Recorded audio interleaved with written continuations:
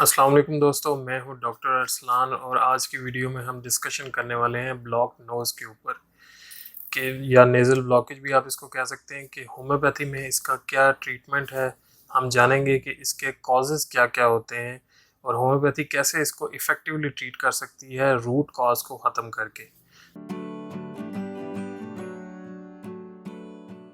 पहले हम main causes इसके देख लेते हैं कि ब्लॉक नोज़ के मेन कॉजेज़ क्या क्या होते हैं। इसके 3 बड़े मेन कॉजेज़ हैं। सबसे पहले जो है वो क्रॉनिक एलर्जीज़ इसमें आ जाती हैं। एलर्जीज़ में स्नीज़िंग यानी कि छींकें और रेशा गिरना, इसकी वजह से नोज़ जो है वो ब्लॉक हो सकता है, नेज़ल ब्लॉकेज हो सकती है। जो दूसरा मेन रीज़न या कॉज़ है वो है नेज़ल पॉलिप्स। नेज़ल पॉलिप्स की वजह से भी आपको ब्लॉक नोज़ का इशू आ सकता है और नेज़ल पॉलिप्स की वजह से जो आपकी म्यूकस मेम्ब्रेन है उसके ऊपर ग्रोथ हो जाती है।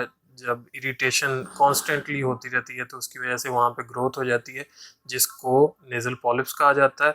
और होम्योपैथी बहुत ही इफ़ेक्टिवली उसको ट्रीट करती है, उसको डिज़ोल्व करती है, बेशक जितना मर्ज़ी क्रॉनिक ये इशू हो नेज़ल पॉलिप्स का। और तीसरा जो मेन कॉज़ है वो है डेविएटेड नेज़ल सेप्टम यानी कि डीएनएस। इसमें आपकी जो नाक की ये हड्डी है ये टेढ़ी हो जाती है जिसकी वजह से नेज़ल पैसेजेस जो हैं उसमें से एयर जो है क्रॉस नहीं होती और इसकी वजह से रिस्ट्रिक्ट हो जाती है ब्रीदिंग नाक के ज़रिए। और होम्योपैथी इस कंडीशन को भी बहुत इफ़ेक्टिवली ट्रीट करती है। तो दोस्तों अब हम जानते हैं कि होम्योपैथी में ऐसी कौन सी इफ़ेक्टिव रेमेडीज़ हैं जो कि आपके नाक को बंद होने को ट्रीट कर सकती हैं जबकि इसकी वजह एलर्जीज़ हो। एलर्जीज़ को हम 2 पार्ट्स में डिवाइड कर लेते हैं यानी कि एलर्जिक राइनाइटिस और थिक डिस्चार्ज।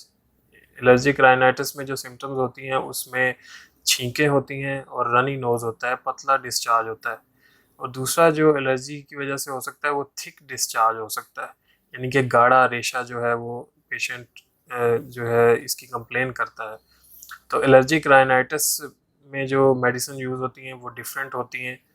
कुछ जो मेन इंडिकेट होती हैं इसमें मेडिसिन उनमें शामिल है सबाडिला, आर्सेनिकम एल्बम और नेट्रम्योर।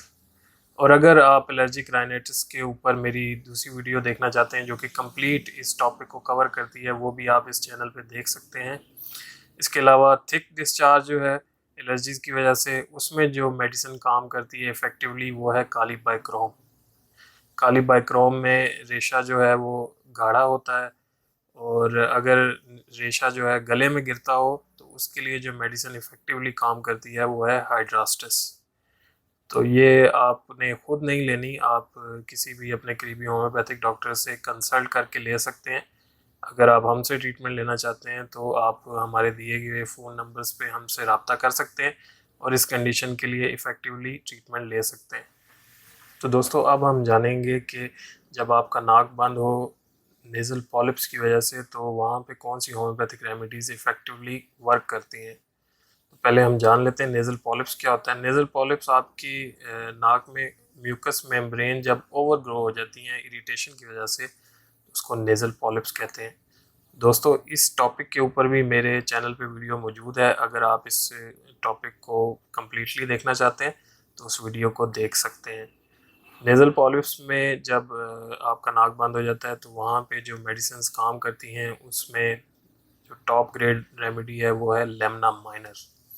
लेमना माइनर बहुत ही इफ़ेक्टिवली काम करती है और अगर राइट साइडेड पॉलिप हों तो वहाँ पे सेंगविनेरिया कैन काम करती है और अगर लेफ़्ट साइडेड पॉलिप्स हों तो वहाँ पे ट्यूक्रियम काम करती है। तो दोस्तों अब हम जानते हैं कि डीएनएस की वजह से अगर आपका नाक बंद हो जाए यानी कि आपका नाक ब्लॉक हो जाए तो जिसकी वजह से एयर पैसेजेस और सांस लेने में आपको प्रॉब्लम हो तो वहाँ पे होम्योपैथी कैसे इफ़ेक्टिवली काम करती है। पहले मैं आपको बता दूं कि डीएनएस का एलोपैथी में मेडिकेशन से कोई ट्रीटमेंट नहीं, वहाँ पे सर्जरी रेकमेंड की जाती है।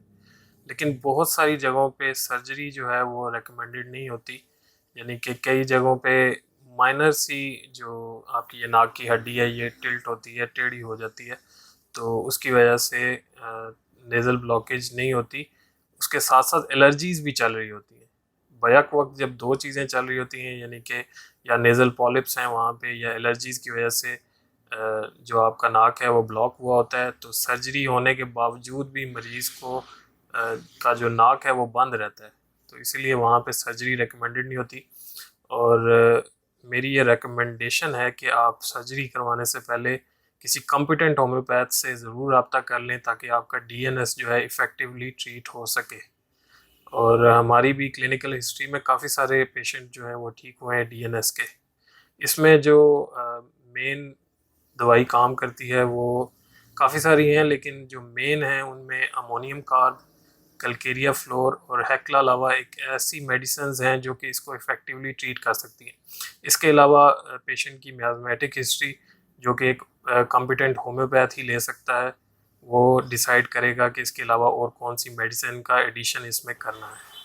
तो दोस्तों, ये थी आज की डिस्कशन ब्लॉक नोज़ ट्रीटमेंट पे, कि होम्योपैथिक आपके नाक बंद होने के जो कॉजेज़ हैं उनको कैसे इरेडिकेट कर सकती है, परमानेंटली क्योर कर सकती है इफ़ेक्टिवली।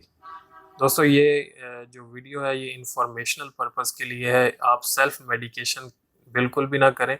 अगर आप ट्रीटमेंट लेना चाहते हैं तो हमारे नंबर पे व्हाट्सएप पे भी रब्ता कर सकते हैं, और हमारे नंबर पे कॉल भी करके आप टाइम लेके हमसे ट्रीटमेंट ले सकते हैं। और हमारी वेबसाइट जो homeoexpert.com है, आप उस पे भी जाके इससे रिलेटेड आर्टिकल्स जो हैं वो इंग्लिश में पढ़ सकते हैं। तो दोस्तों, अपना ख्याल रखिएगा, मिलते हैं अगली वीडियो में। अल्लाह हाफिज़।